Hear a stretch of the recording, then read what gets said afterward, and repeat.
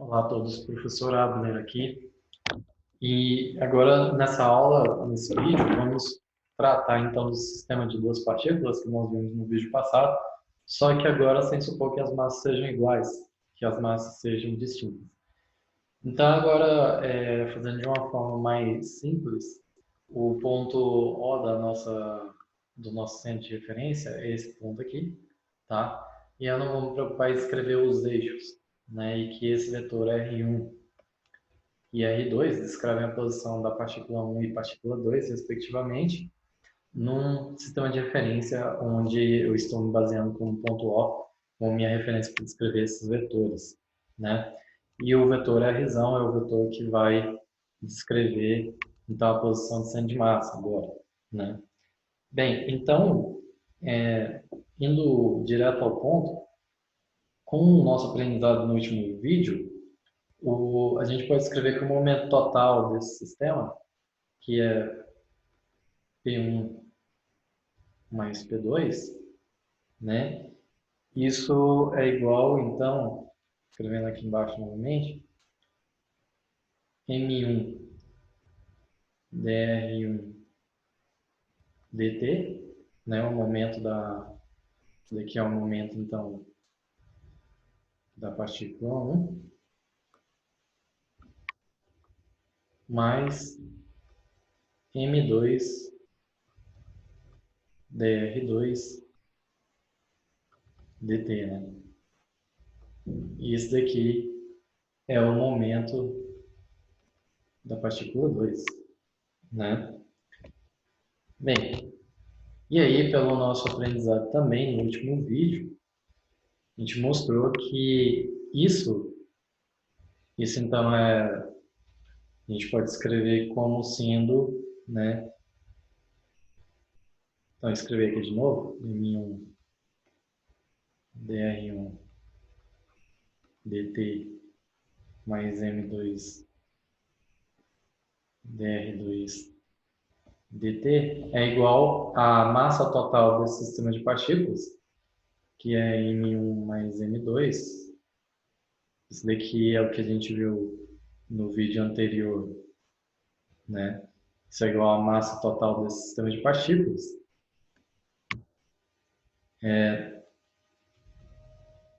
Drzão dt, né? É como o ponto de centro de massa se move. Com que velocidade o ponto de centro de massa se move. Certo? Bem, então a partir disso, nós podemos escrever, né? Essa expressão aqui a gente pode escrever então, como a gente está supondo então que a massa da partícula 1 e a massa da partícula 2 ela é constante, a gente pode escrever esse membro aqui dessa expressão, né, como sendo, eu posso colocar a derivada aqui em evidência, e isso é igual a M1. É igual não, né? O que está dentro da derivada aqui é M1R1 mais M2R2, né? Então eu tirei essa derivada para fora, certo? M1 é constante, então ele pode ficar dentro, não vai ter nenhum problema. Se você fizer a derivada dessa expressão aqui dentro, você vai obter de novo isso daqui, né? Então é só um artifício matemático. E isso é igual à massa total M do sistema drzão dt, né? Então a gente conclui disso, eu posso ainda escrever essa massa mzão aqui dentro dessa derivada, porque a massa total do sistema ela também é constante, né? Então eu vou até escrever novamente essa expressão. Eu posso escrever essa expressão então como d dt de m rzão, ok? Porque a massa total é constante também. Disso, a gente tira uma relação interessante, que é, então, como isso é uma igualdade, né? Então, MR1 mais M2 R2 é igual a Mzão R, né? E daqui a gente tira, então, que R, o vetor posição do centro de massa, ele é igual a M1 R1 mais M2 R2 dividido por M1 mais M2, né? Veja que se M1 é igual a M2, o que acontece, né? Se M1 é igual a M2, substitua isso nessa expressão e a gente obtém que R, o vetor que descreve a posição do centro de massa, é R1 mais R2 dividido por 2, que é o que a gente obteve no vídeo anterior, né? Então, só para mostrar a consistência dos nossos resultados. Então, o resultado mais geral para a posição de centro de massa, né? Esse vetor R que é em relação a O, para duas partículas com massas diferentes, né? É essa expressão aí, para a gente localizar o vetor de centro de massa. Bem, a gente pode também associar esse vetor posição, né, no espaço, enfim, no espaço tridimensional, né? Já que agora eu estou dizendo que eu estou resumindo a minha partícula 1 e 2 só como uma referência ao ponto O aqui e a posição delas é descrita em relação a esse ponto O. Então, essa posição do centro de massa, esse vetor que determina a posição do centro de massa, ele pode estar muito bem no espaço tridimensional. Então, eu posso pensar que esse vetor, posição, esse vetor posição R, pode ser descrito da seguinte maneira, né?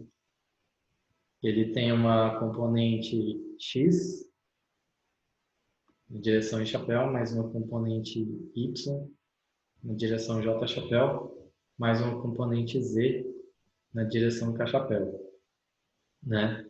Então, quem são esses componentes? Esses componentes vão obedecer essa relação aqui, certo? Os componentes vão obedecer essa relação aqui. Então, a componente x,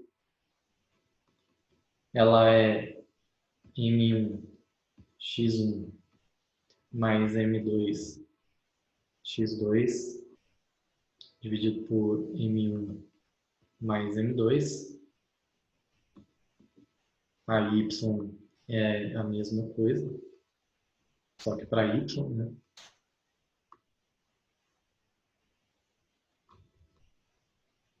E claro, para z também vai ser a mesma ideia. Né? A mesma ideia. Então, M1Z1 mais M2A2 dividido por M1 mais M2. Então, assim a gente localiza as, as coordenadas do centro de massa. Lógico que para a gente saber quem é x1, x1, x2, para a gente saber quem é y1, y2, z1, z2, basta a gente conhecer quem são os vetores R1, que é o vetor que localiza a partícula 1 em relação a O, né? Que é x1 de chapéu mais y1 j chapéu mais e1 k chapéu. e o vetor R2, que localiza a partícula 2 em relação ao centro O, em relação à origem O, que é x2 i mais y2j mais z2k chapéu, né? Então, o que a gente obtém desses resultados para quando as partículas, a gente supõe as partículas com massas distintas? A gente obtém, então, que o vetor posição R, né, que localiza o centro de massa desse sistema de duas partículas, é uma média ponderada pelas massas, né, das partículas 1 e 2, né, média ponderada dos vetores posição das duas partículas,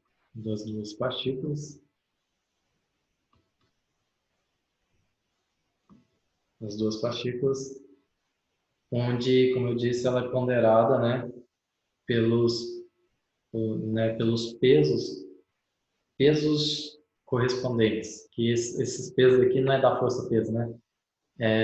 Pesos da expressão, né? Essas massas M1 e M2, elas vão corresponder a pesos nessa média, né? O peso do cálculo da média, né? Com pesos, né? Vou colocar entre aspas aqui, pesos correspondentes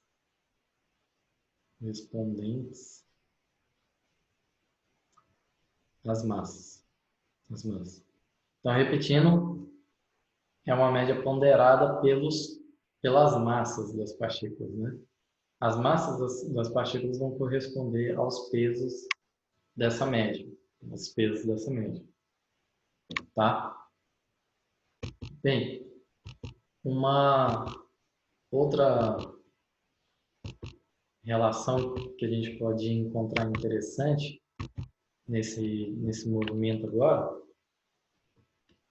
é que, bem, vocês perceberam já que é muito interessante a gente descrever o movimento em relação ao centro de massa, que a gente pode olhar, nesse caso, para um sistema, então, se movendo para uma partícula, pensando numa partícula só se movimentando de acordo com o movimento desse vetor R, né? Como esse vetor R muda com o tempo.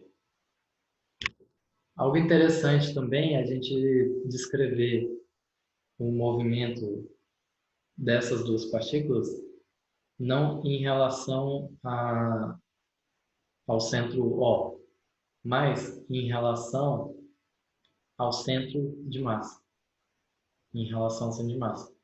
Então, o ponto de centro de massa está aqui, né? O ponto de centro de massa está aqui. Eu vou dizer, então, que em relação ao centro de massa, eu tenho um vetor aqui R1', e um vetor aqui R2', né? Esse vetor R1' e R2' são os vetores em relação ao centro de massa, não mais em relação ao centro O, né? Não mais em relação ao centro O, mas em relação ao centro de massa. Como que eu descrevo esses vetores R' e R2', né? Veja. Então, esse vetor R', né, começar pelo R', ele é basicamente o quê? Ele é basicamente o R1 menos o R, né? Então a gente precisa voltar lá, quem tiver dúvidas, voltar lá na questão de soma e subtração de vetores, né? Então R menos R é o vetor R'. E R2 menos Rzão é o R2'. Né? Então, quem tiver dúvida nisso, voltem lá nos vídeos aí que está aí marcado até na playlist de Física 1, né? Sobre adição e subtração de vetores. Então, R1 menos Rzão é R'1 e R2 menos Rzão é R'2, né? Então, assim, eu localizo os vetores R'1 e R'2 em relação, né? Então, esses dois são em relação, vou colocar em outra cor,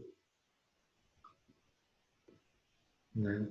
O R'1 e R'2 são os vetores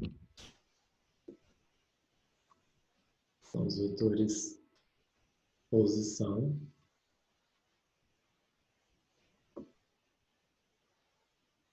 de 1 e 2, né? 1 e 2 é a partícula 1 e 2 em relação ao centro de massa, que eu vou escrever CM, CM é centro de massa, tá? Então, como a gente calculou o vetor Rzão, né, o vetor posição do centro de massa em relação a R1 e R2, a gente pode escrever R'1 e R'2 em termos do vetor R1 e R2, né? Que é como então? R'1 é igual a R1 menos o R, que é M1 R1 mais M2 R2 dividido pela massa total, né? M1 mais M2. E isso daqui eu posso multiplicar em cima e embaixo, eu posso multiplicar o R1 aqui em cima e embaixo por M1 mais M2, né, para eu ter um denominador em comum nessa soma. E aí isso fica então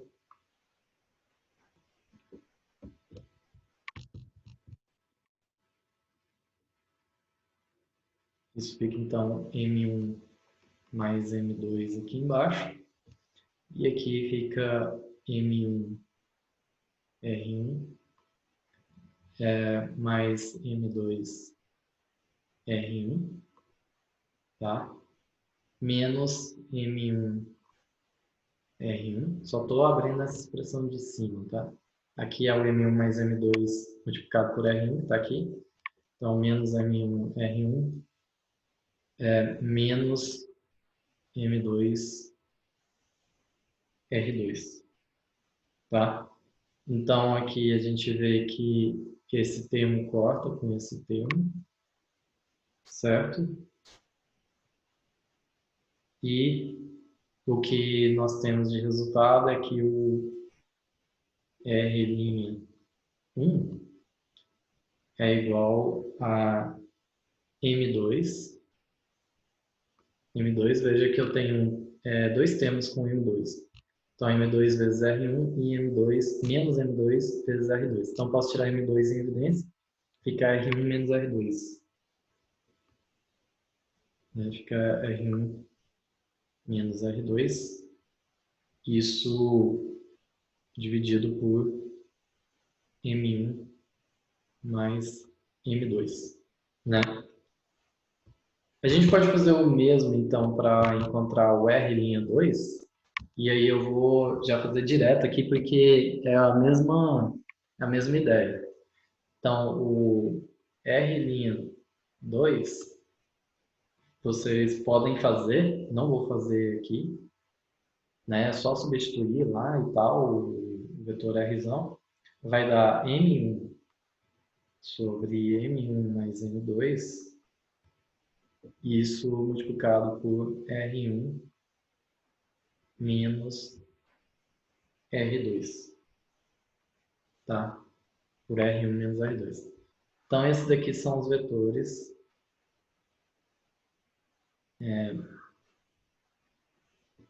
posição da partícula 1 e 2 em relação ao centro de massa, em relação ao centro de massa.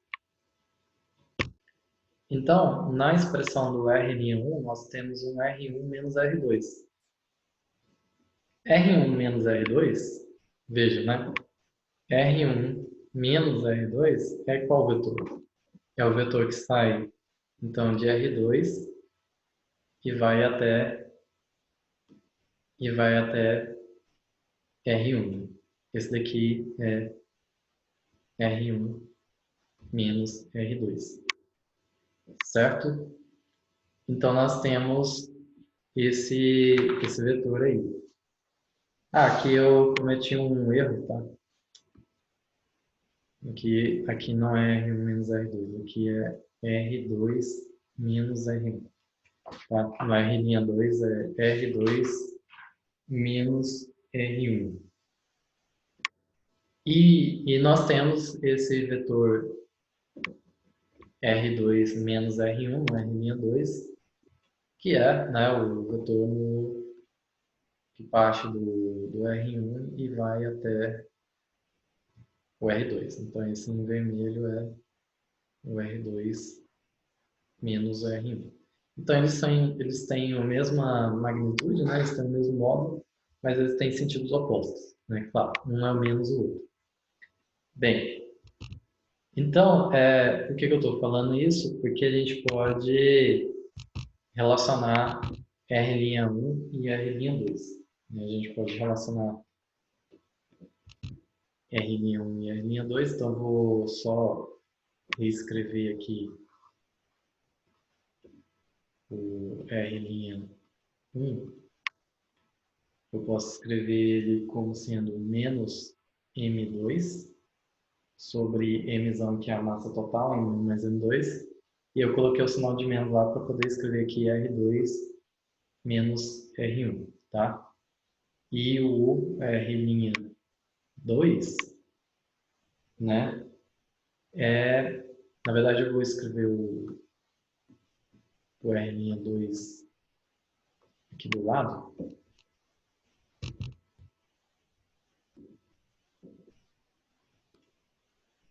O R'2 é M1 sobre a massa total do sistema de partículas, R2 menos R1, né?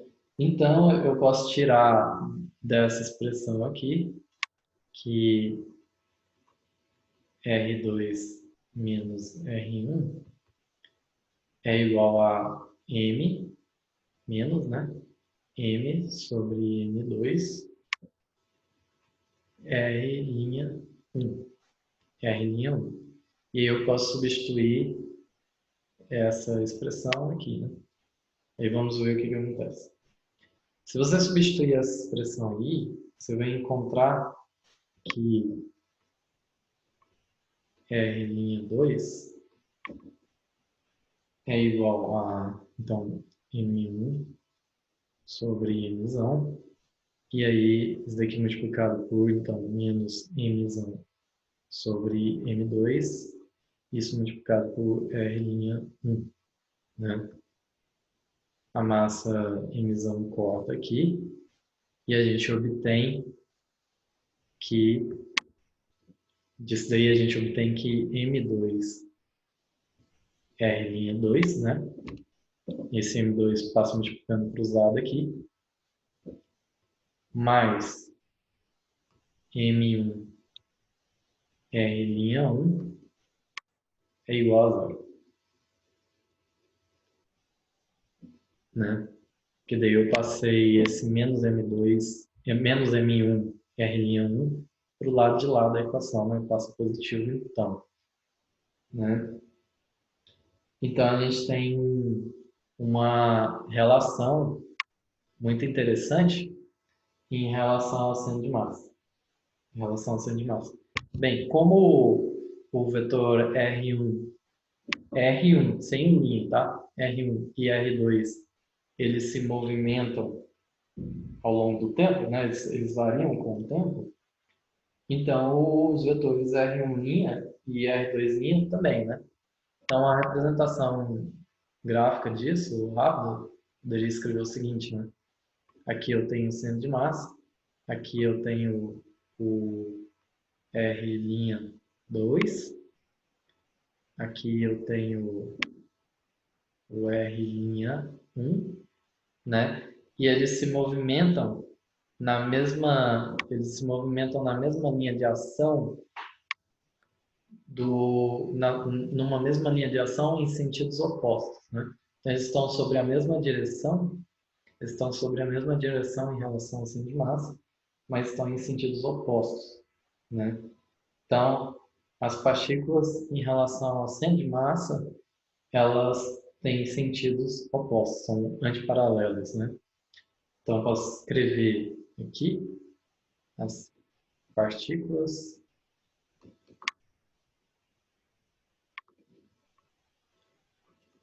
têm sentidos opostos, né? Tem movimentos em sentidos opostos, isso quer dizer antiparalela,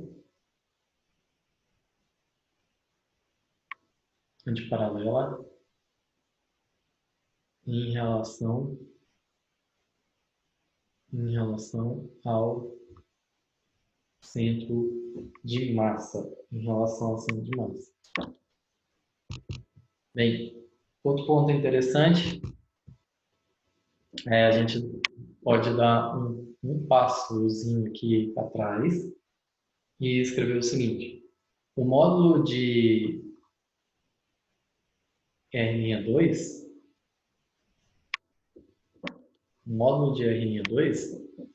por essa expressão aqui, a gente pode concluir que é igual, né, o módulo é igual a M1 sobre M2 vezes o módulo de R'1, né?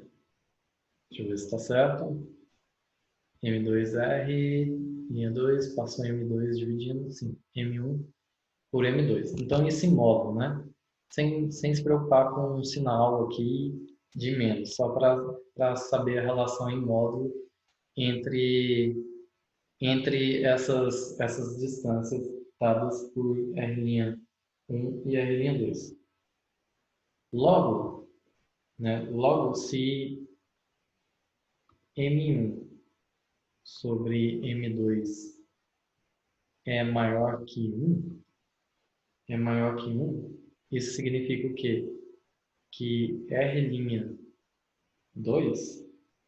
em módulo é maior do que o módulo de R'1, né? E se o R'2 é maior do que o módulo de R'1, e isso é em relação ao centro de massa, então a gente pode concluir que o centro de massa, nesse caso, o centro de massa ele está mais próximo, o ponto do centro de massa, né? A posição do centro de massa está mais próximo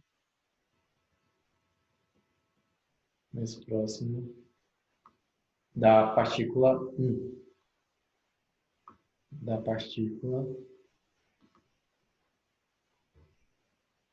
1, que é a que tem a massa maior, né? Se M1 sobre M2 é maior que 1, porque a massa da partícula 1 ela é a que tem a maior massa. Então, o centro de massa está mais próximo do corpo que tem maior massa, né? Consequentemente, se M2 sobre M1 é menor do que 1, então é o contrário, né? O módulo de R'1 é que vai ser maior,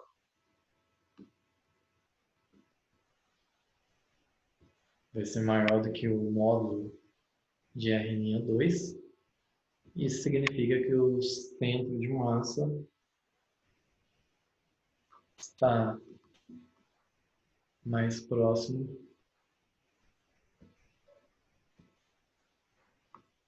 da partícula 2, né? Que agora a partícula 2 teria maior massa. Né? A partícula 2 é que teria maior massa.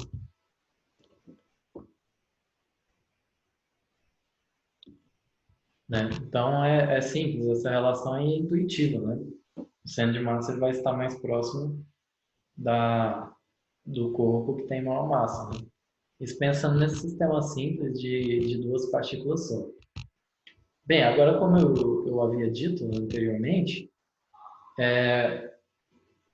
os vetores R1' e R2', eles também variam com o tempo. Né? Eles também variam com o tempo. Isso daqui, esse movimento em relação ao centro de massa, ele é muito legal de ver porque é como se a partícula 1 tivesse indo, então a partícula 1 vai com uma velocidade nessa direção, nesse sentido, e a partícula 2 vai com uma velocidade nesse sentido. Isso daqui é o que a gente está cansado de ver já, né? Que é então duas partículas se afastando. Essas duas partículas elas estão se afastando em relação ao centro de massa, em relação ao centro de massa, né? E isso é o típico movimento que a gente viu aonde em conservação do momento linear, né? O tipo movimento ali de conservação do momento linear. Então a pergunta é: será que o momento linear se conserva em relação ao centro de massa? Né? Então o que a gente tem vou repetir lá o que a gente obteve: M1 R'1 mais M2 R'2 igual a zero. Se eu derivo essa expressão em relação ao tempo, eu tenho os momentos, né? Então, se eu derivo, eu tenho M1, porque M1 é constante, dr' dt, mais M2, dr' dt, isso igual a zero, certo? Na verdade, eu vou escrever outra parte aqui. Isso é igual a M V1 linha, V1 linha, mais M V2, M2, né?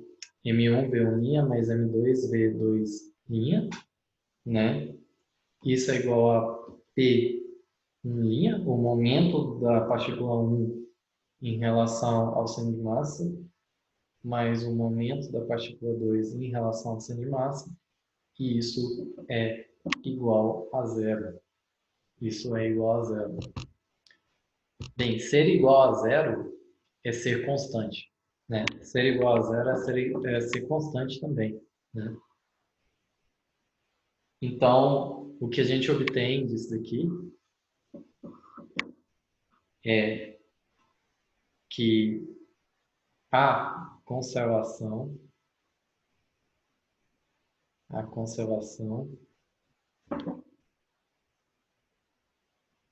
do momento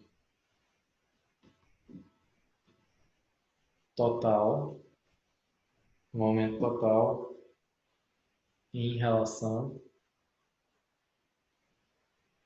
em relação ao centro de massa. Né? E isso daqui é um resultado interessante. Vou mostrar aqui a conservação do momento total em relação ao centro de massa. Certo? Então, toda uma ideia de tentar fazer vídeos menores. Então, vou parar o vídeo por aqui. Então, nesse vídeo a gente só analisou basicamente o caso, né, do movimento do sistema de duas partículas para quando as massas são diferentes, as massas dessas partículas são diferentes, mas nós também tiramos uma nova informação, uma informação interessante, que é a conservação do momento total em relação ao centro de massa. Então, até agora, a gente tinha feito todos os movimentos em relação ao ponto O, ao centro O, né, nossa origem O, como você queira melhor dizer. E, e então, nós fizemos também um movimento agora em relação ao ponto centro de massa e tiramos informações bem interessantes a partir disso, como a conservação do momento total em relação ao centro de massa. E mostramos também que esse movimento em relação ao centro de massa, ele também pode ser bem interessante de analisar e de escolher o centro de massa como um ponto de referência para descrever o movimento de um sistema de partículas, né? No caso aqui de duas partículas, mas no próximo vídeo nós vamos estender isso para N partículas, para várias partículas, né? Então, próximo vídeo bem interessante, é basicamente essa aula aqui, só que para várias partículas, tá? Então é isso, deixem suas sugestões, comentários, se vocês gostaram do vídeo, né? Obrigado por assistir até o final, é isso, até mais, abraço.